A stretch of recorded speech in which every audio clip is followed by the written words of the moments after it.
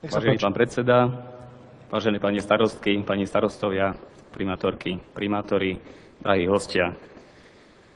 Druhé volebné obdobie pôsobím ako primátor mesta Chríňova, predtým som pôsobil jedno volebné obdobie aj ako prednosta Mestského úradu. Zastupujem Združenie miest a obcí Slovenska v kongrese miestnych a regionálnych samospráv v Štrasburgu už 3. rokom.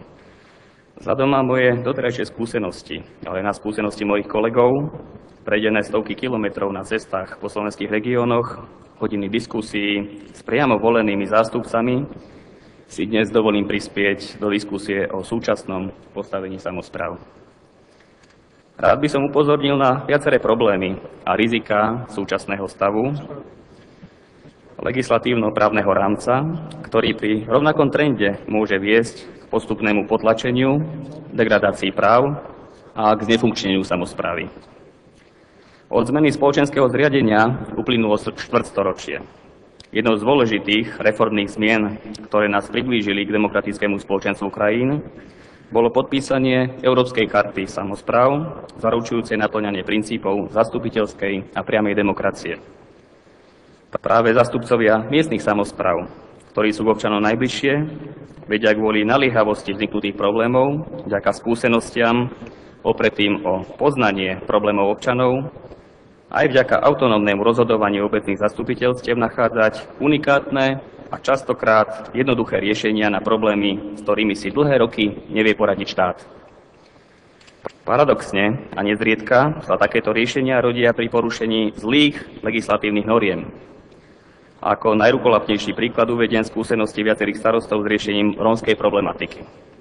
O čo ďalej oproti centrálnej politike štátu sú dnes obce, kde sa už pred rokmi pustili do systematickej práce s marginalizovanými rómskymi komunitami, do terénnej sociálnej práce, do poskytovania mikropožičiek na riešenie bývania. Na základe zozbieraných informácií starostovia za najväčší problém považujú, že centrálna moc samosprávam 10 ročia nakladá kompetencie bez adekvátneho finančného krytia.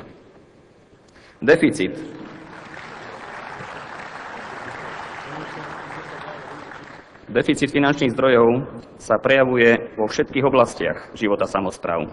Pri riešení technologického dlhu, pri ponuke sociálnych služieb či prevádzke školských zariadení.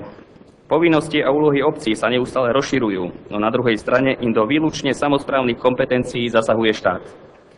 Mám na mysli predovšetkým necitlivé zásahy v oblasti miestnych daní. Aktuálne nastavenie stropu pri daní z lesnej pôdy, obmedzenie povoleného rozpätia medzi najnižšou a najvyššou sadzbou pri daní z nehnuteľnosti.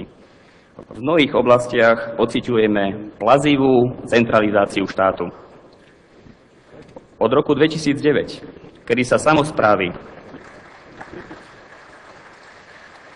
zodpovedne pripojili ku konsolidácii verejných financií počas krízového obdobia, štát nedorovnal výšku podielových daní na pôvodnú úroveň, kde sme si vypočuli sľub pána premiéra, že to budeme mať dorovnané na úroveň 70%.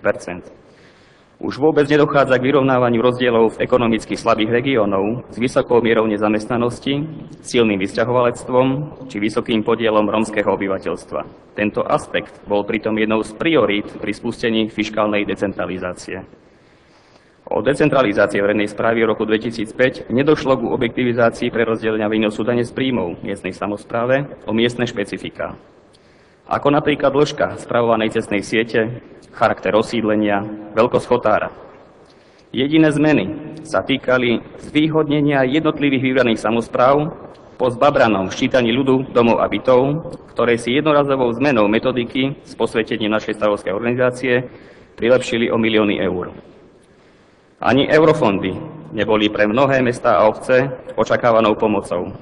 Aj tí, ktorí čerpali prostriedky na zlepšenie občianskej vybavenosti, poukazujú na bigotnú byrokraciu, problémy s verejným obstarávaním, svojvoľu riadiacich orgánov, meškajúce platby a balkánsky syndróm pri ich požehnávaní. Napriek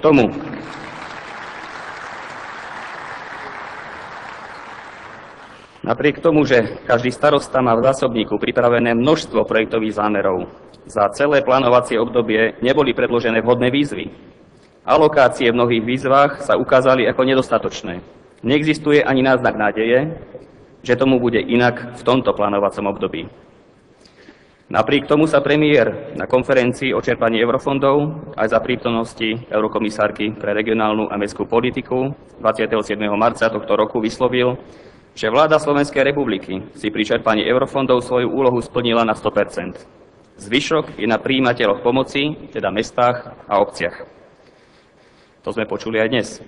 Z celkového záväzku končiaceho sa obdobia 2007-2013 vo výške 1,5 miliardy eur Slovensko vyčerpalo necelých 65%. Zvyšok peňazí musíme minúť do konca tohto roka.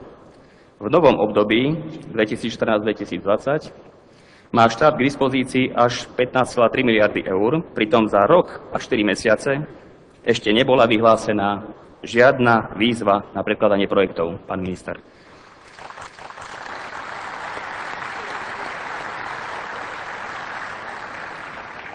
Ďalšie ťažkosti samosprávam spôsobuje absencia dlhoročne sľubovaného generálneho zákona.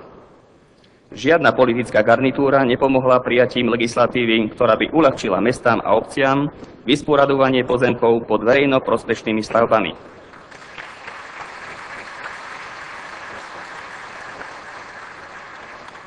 Naďalej pretrvávajú starosti s vysporadovaním pozemkov v správe Slovenského pozemkového fondu, ktorý podľa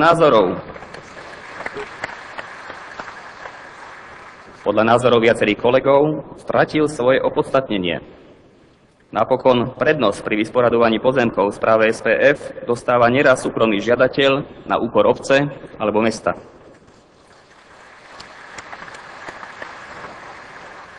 Osobitnou témou je zákon o verejnom obstarávaní. Aktuálne najkomunikovanejšou potrebou je zmena... Poprosím vás, už hovoríte 10 minút. Už len režime. Máme. Aktuálnou najkomunikovanejšou potrebou je zmena limitov pri používaní elektronického kontraktačného systému pokojne na úroveň priemeru limitov v členských krajinách Európskej únie. Napriek zdĺhavej príprave očakávame problémy so spustením elektronizácie verejnej správy, a to nielen z pohľadu poplatkov na budúcu prevádzku systému. Prax najbližších mesiacov preukáže dopady schváleného zákona o odpadoch na život samosprávy. Na stretnutiach so starostami zaznievajú pripomienky k nevymožiteľnosti stavebného zákona, neustále sa zvyšujúcu administratívnu záťaž, bujnejúcu byrokraciu, nesprávne prerozdeľovanie príjmov z ťažby nerastných surovín alebo na chýbajúci efektívny zákon na podporu športu a mnohé iné. V prípade, že sa veľa nezmení vo fungovaní našej stavovskej organizácie a nezačneme dostatočne využívať svoj vplyv, byť menej servilný voči vládnej moci, dovolím si predpovedať, že samospráva bude naďalej strácať svoje postavenie v slovenskej spoločnosti.